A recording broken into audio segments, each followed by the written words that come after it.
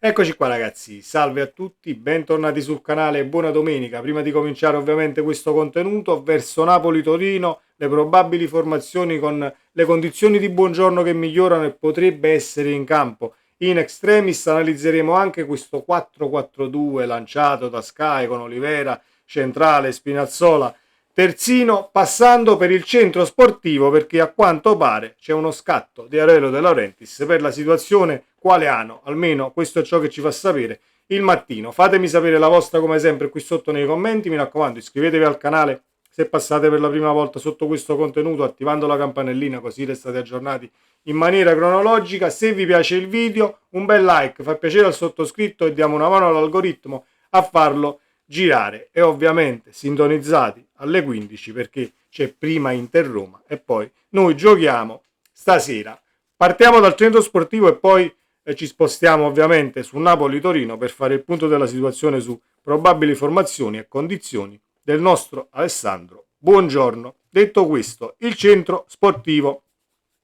Dopo mesi di studi, valutazioni e progettazioni, Aurelio De Laurentiis sembra aver individuato il terreno ideale per il nuovo centro sportivo del Napoli. La località scelta è Qualeano, che ormai ha superato tutte le altre opzioni prese in considerazione. Secondo quanto riportato dall'edizione odierna del Mattino, il progetto prevede la realizzazione di una vera e propria cittadella azzurra, 25 ettari complessivi, 10 campi da gioco, palestre, piscine, un centro benessere e persino una mini arena da 900 posti, destinata alle partite della primavera in Youth League e delle squadre femminili, che avranno anche un settore giovanile dedicato. L'investimento previsto supera i 45 milioni di euro. Questa volta De Laurentiis sembra determinato a stringere i tempi. Una volta ottenuti tutti i permessi necessari, i lavori potrebbero concludersi in un arco temporale compreso dai 12 e i 16 mesi. Il nuovo centro sportivo sarà progettato seguendo i più moderni criteri di ecosostenibilità e rappresenterà un punto di riferimento strategico per il futuro del club partenopeo. La cosa che a me non va giù, sotto notizie che rimbalzano poi, questa notizia è rimbalzata dappertutto, e sotto ai post leggi in continuazione: se non era per Conte non facevamo nemmeno il centro sportivo, se non era per il nuovo allenatore che si è messo nelle orecchie non cominciavamo nemmeno diciamo a sondare altri territori, eccetera eccetera eccetera. Allora, che Conte abbia espresso sicuramente la sua opinione in merito posso anche essere d'accordo, perché ovviamente se viene fatta a me la domanda o viene fatta comunque a voi, la risposta sarà sicuramente la stessa, perché è un club che vuole migliorare, vuole diciamo diventare ancora più autosufficiente sia per quanto riguarda i vivai sia per quanto riguarda ovviamente il livello economico. Devi avere un centro sportivo di proprietà, ma questa è una cosa oggettiva, quindi non è che perché è arrivato Conte il Napoli farà il centro sportivo, e non è nemmeno che il centro sportivo o il progetto del centro sportivo è iniziato il giorno dopo che Conte ha firmato. È una cosa che si doveva fare e si sapeva già da tempo, non è una cosa iniziata ieri. Quindi noi ci auguriamo assolutamente che, come ha detto il presidente intervenuto da Chiarillo alla domenica di Pasqua, prima o il 1° settembre, o il presidente dice forse ancora prima, si metterà la prima pietra. E poi volevo solamente integrare, e chiudiamo e passiamo a Napoli-Torino, la top 10 per utili in Europa, fonte Calcio e Finanza: Chelsea 153 milioni, City 87 milioni, West Ham 70 milioni, Napoli 63 milioni, Luton 49, Dortmund 44, Bayern Monaco 43, Lazio 38 milioni, Lille 16 milioni. La top 10 per utili in Europa, avendo anche speso poi un bel po' di soldi nella sessione di mercato estiva. E poi c'è la top 10 dei bilanci più in rosso in Europa. Comanda la Juve meno 199 milioni, United meno 133, Aston Villa meno 100, Barcellona meno 90, Siviglia meno 81, Roma meno 81, Bournemouth 78, Everton 62, Paris Saint-Germain, e chiude il Monza con meno 60 milioni.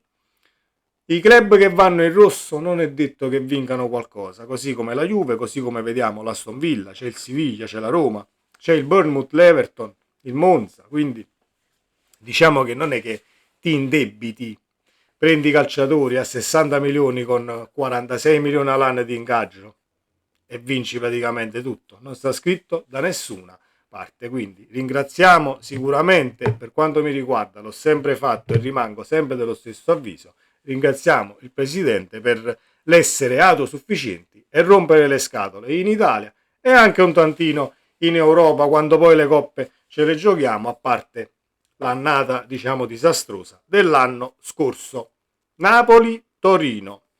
Allora, esce la notizia da Sky, probabile formazione, Olivera centrale vicino a Rachmani, Spinazzola terzino sinistro in un eventuale 4-4-2 con Raspadori in campo. Ma nessuno si è posto la domanda, per caratteristiche ovviamente dei calciatori schierati, che potrebbe anche non essere un 4-4-2, al di là del modulo che poi va interpretato, ne vanno sfruttate le caratteristiche degli stessi calciatori. Ci aiutiamo con la lavagna qui dietro, un movimento semplice. Questo è McTominay, questo è Spina e questo dovrebbe essere Olivera. Poi andiamo a vedere anche le condizioni di Buongiorno, perché potrebbe anche essere del match. Non è un 4-4-2 per quanto mi riguarda, io sposto McTominay e tutta la mediana, diciamo, più in là, alzo Spina e divento un 3-5-2. Sempre a livello numerico però, perché poi va comunque interpretato sfruttando le caratteristiche di quinto di Spinazzola. In questo caso andrebbe a stonare forse un Olivera qui in una difesa a 3, però ovviamente dipende che cosa chiedi sia a Olivera e sia a Spinazzola.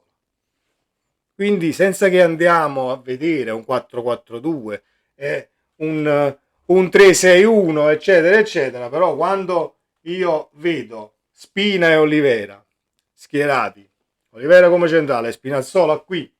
in automatico, lo porto in avanti e diventa un centrocampo a 5, comunque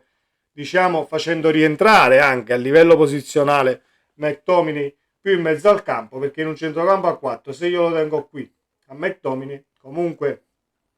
gli va richiesto altro per caratteristiche. Ecco perché nel caso vediamo e vedremo Spinazzola schierato come Olivera, chiudiamo qui, non ci interessa più. Nel caso vedremo Spinazzola schierato vicino ad Olivera, è comunque per chiuderti a 5 dietro in fase di non possesso e diciamo passare ad un centrocampo a 5 quando sei in fase offensiva o diciamo andando in avanti verso la metà campo avversaria. Tutto qua. Poi vorrei sapere, e la domanda che mi pongo è: non molti giorni fa De Maggio ci disse bunker a Castelvolturno, Conte ha chiuso tutto, non entrerà nessuno, giornalisti eccetera eccetera, solo addetti ai lavori per quanto riguarda staff, presidente eccetera eccetera, solo la squadra del Napoli, per non far trapelare niente. Allora io voglio sapere come fa, poi vedremo stasera la conferma nel caso la formazione sia questa, vorrei sapere come fanno le notizie ad uscire, soprattutto per quanto riguarda poi una formazione da schierare dove non ci sono le conferenze stampa di riferimento, perché ricordiamo Conte non ha parlato nemmeno Vanoli, e quindi vorrei sapere come fa ad uscire una notizia del genere se De Maggio ci ha detto che c'è un bunker e tutto chiuso a Castelvolturno, quindi non è niente chiuso probabilmente, ma la prova del 9 la avremo stasera dopo le formazioni ufficiali, le condizioni di Buongiorno, perché non è detto che non possa giocare, almeno stando alle ultime. Antonio Conte oggi riunirà i calciatori a Castelvolturno per l'ultima sgambatura e quindi attendere in albergo che arrivi l'ora di Napoli-Torino. Vuole vederci chiaro il coach salentino, capire fino in fondo se Buongiorno avrà recuperato dal problema agli adduttori che lo aveva costretto a saltare le ultime gare vinte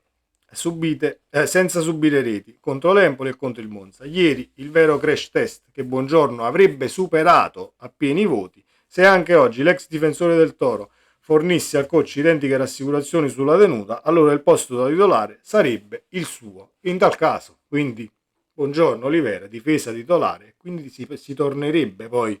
ad un 3 in mediana con Spina in panchina. Di Lorenzo, Rachmani, Buongiorno, Olivera, McTominay, Lobo e Anghissà, Politano,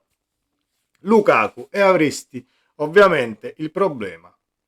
se di problema si può parlare, Raspadori, esterno, non esterno, però quei tre davanti tu puoi anche stringere un tantino Politano, Lukaku, Raspadori gioca più indietro, non è per forza che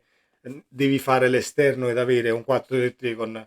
con gli esterni larghi. Le condizioni di Buongiorno sono migliorate, io mi auguro che non vada a strafare per giocare poi la partita col Torino, a finire che la sente, la sua ex squadra, siamo tutti d'accordo, però mancano altre 4 sfide o mancheranno altre 4 sfide dopo questa partita e i 40 milioni spesi ogni volta che scendono in campo si vedono e si sentono nelle prestazioni del Napoli, nella sicurezza di una linea difensiva che sicuramente migliora, nella fase offensiva che dovrebbe fare poi il terzino sinistro, perché una cosa è che io sono sicuro, sì, io terzino sinistro sono molto più sicuro, mi spingo in avanti, dico tanto dietro ci sta Alessandro, vado proprio tranquillo, è una cosa che ho meno sicurezza schierando, che so, un Rafa Marin, Juan Jesus forse la situazione è diversa perché comunque la sicurezza te la dà, per quanto almeno per quanto riguarda quest'anno non ha steccato quasi praticamente niente, però ecco dove nasce probabilmente la bocciatura di Rafa Marin, perché la linea di difesa è molto delicata per quanto riguarda il tenerla mentalmente sul pezzo e diciamo eh, essere rassicurante, ma rassicurarsi l'un l'altro per quanto riguarda le prestazioni, quindi delicata e Conte probabilmente la vuole gestire così. Olivera l'ha già fatto il centrale e l'ha sempre fatto e lo sta continuando a fare nell'Uruguay, quindi non è assolutamente una novità. Le alternative ci sono e siamo tutti assolutamente diciamo in attesa delle ufficiali di stasera, aspettando ovviamente Inter-Roma alle ore 15. È vero che dobbiamo vincerle tutte quante senza badare a ciò che fa l'avversario per arrivare ad un eventuale spareggio, però siamo tifosi e non sto qui a dirvi no, io Inter-Roma non la vedo, me ne frego perché noi dobbiamo fare il nostro, sì, noi dobbiamo fare il nostro, però diciamo che se Ranieri vuole concludere la carriera in bellezza e cercare di rompere le scatole a questo quarto posto, perché la Roma, se porta a casa il risultato, ovviamente i 3 punti, ma un pareggio potrebbe anche tenere tutto in gioco. Comunque, diciamo, crea problemi a quel quarto posto con Bologna, Juventus, la Roma stessa e la Lazio che se lo possono giocare. Quanto più la classifica da quel punto di vista, diciamo, è compatta e corta, ovviamente più in campo devi dare l'anima, che sia l'Inter il tuo avversario, che sia in trasferta o in casa, che giochi col Milan o che giochi con, con il Lecce, perché la Champions, tra Champions e Europa League c'è una bella differenza di milioni e società, presidenti lo sanno molto, ma molto bene. Queste sono le ultime in casa Napoli, vi auguro ancora una volta una buona domenica, ci vediamo nel prossimo contenuto, ciao!